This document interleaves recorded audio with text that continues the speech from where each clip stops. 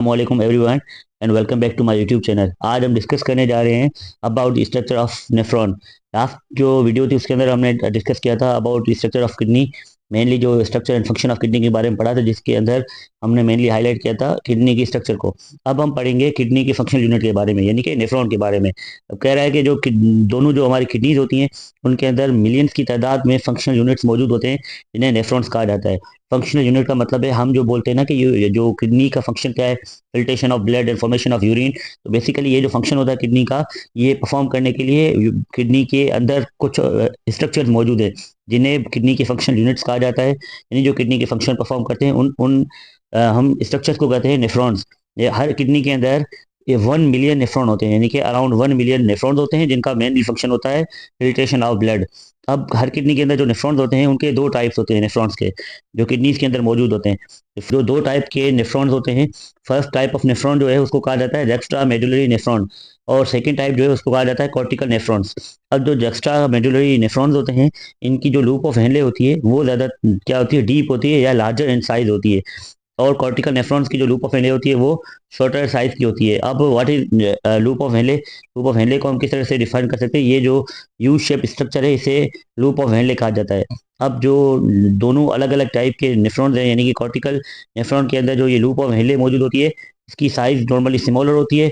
और ये जो होती है उन जानदारों के अंदर होती है जिनके अंदर उतना ज़्यादा वाटर जिनको स्टोर नहीं करना होता, और जो ऐसे लिविंग ऑर्गेनिज्म जिनके अंदर वाटर जिनको ज़्यादा क्वांटिटी के अंदर स्टोर करना होता है, तो वो उनके अंदर ये लार्जर लूप ऑफ हेनले होगी, यानी एक्स्ट्रा मेडुलरी नेफ्रॉन की यानी कि लूप ऑफ हेनले होती है। अब लूप ऑफ हेनले जितनी भी बड़ी होगी साइज में, उसका फायदा ये है कि उतनी ज़्यादा वाटर की रीएब्जॉर्प्शन होगी। एक्स्ट्रा मेडुलरी नेफ्रॉन्स जो होते हैं उनके दो हिस्से होते हैं। फर्स्ट पार्ट है जिसे हम रेनल कॉप्सल कहते हैं, और सेकंड पार्ट को हम रेनल ट्यूबेल कहते हैं। नहीं, फर्स्ट में मेजर रीजन जो है उसको major region of extra medullary nephron जो होता है उसे रेनल कॉप्सल कहा जाता है, और सेकंड रीजन को हम रेनल ट्यूबेल कहते हैं।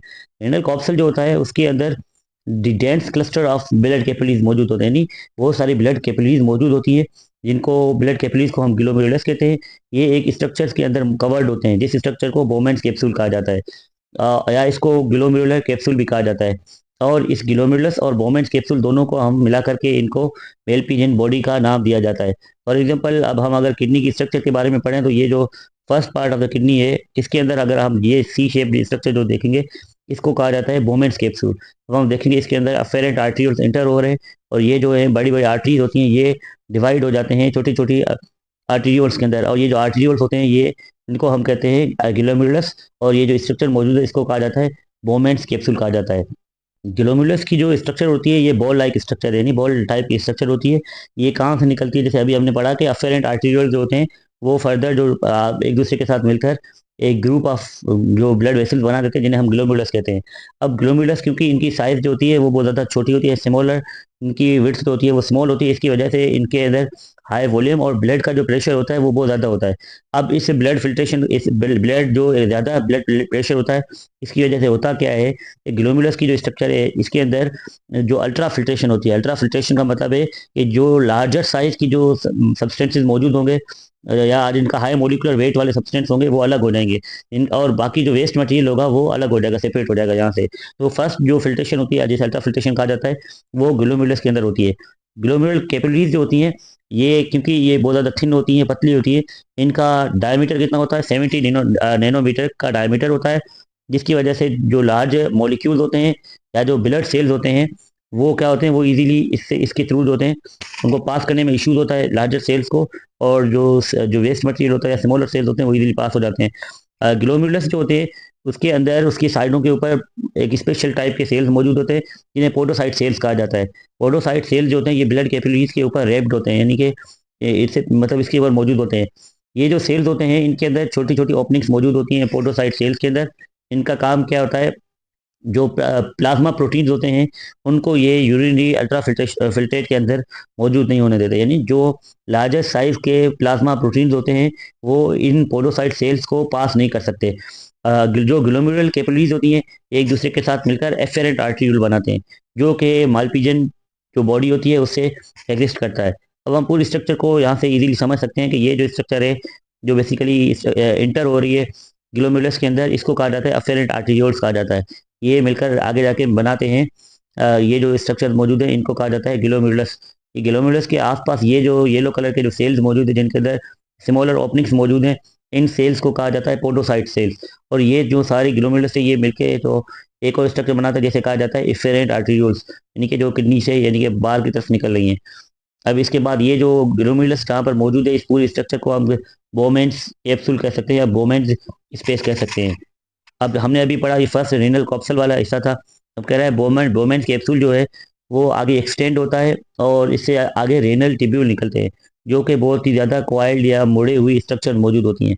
अब ये क्वाइल्ड रीजन जो मौजूद है जो आगे जाके बनते हैं इन्हें कहा जाता है प्रोक्सिमल कन्वोल्यूटेड ट्यूबल या पीसीटी कहा जाता है।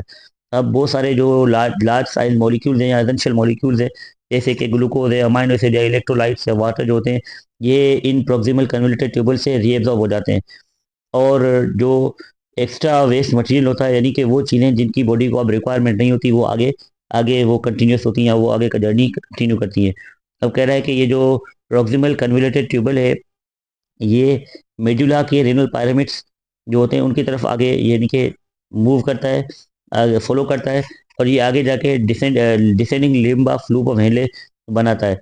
अब ये जो होता है नॉर्मली अगर हम बात करें स्ट्रक्चर वाइज, तो अगर हम कहते हैं कि जो स्ट्रक्चर होती है बोमेंट्स कैप्सूल, ये आगे जाके इससे स्ट्रक्चर निकलती है जो प्रोक्सिमल कन्वोल्यूटेड ट्यूबल, जिसके बाद एक यू शेप्ड स्ट्रक्चर बन जाती है।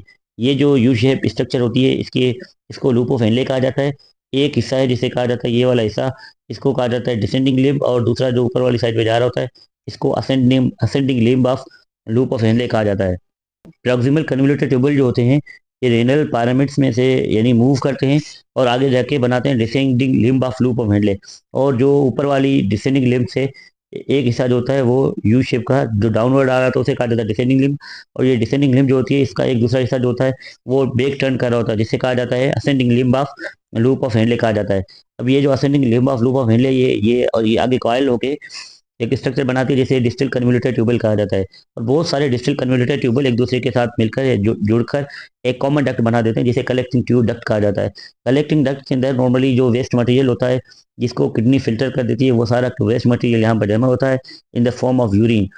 ये जो यूरिन होता है इसको कलेक्टिंग डक्ट से रेनल पेल्विस की तरफ बाद में मूव होता है, जो कि रेनल पेल्विस से यूरेटर्स की मदद से आगे यानी कि किडनी से बाहर मूव कर जाता है। तो basically this was the structure of nephron. In the next video, we will study about the blood supply to nephron.